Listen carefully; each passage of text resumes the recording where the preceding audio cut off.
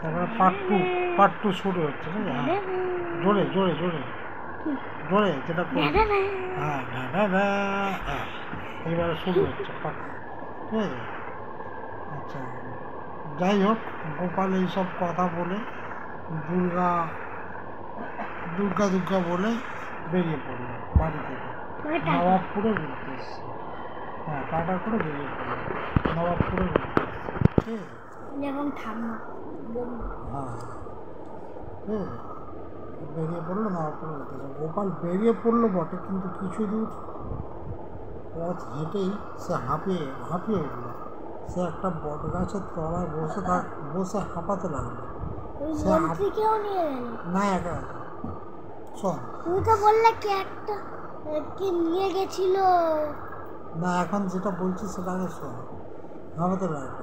সে আপন মনেই বলে উঠলো, দূর ছাই, গরুর গাড়ি করে আসাই উচিত ছিল।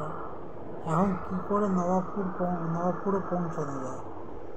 এখনও তো অনেক পথ বাকি।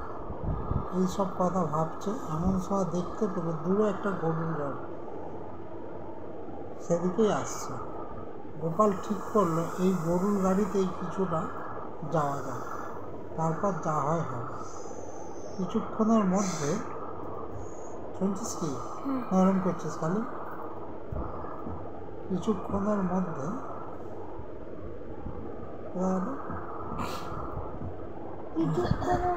দেখবে। তারপরে কিছুক্ষণের মধ্যেই গরুর গাড়িটি কাছে আসতে গোপাল জিজ্ঞাসা করলো, এই যে ভাই, এই গাড়ি কোথায় যাবে? গাড়োয়ান বললো, অনেক দূর যাবো বাবু। গোপাল বললো, তা কত দূর যাবে বলবে তো?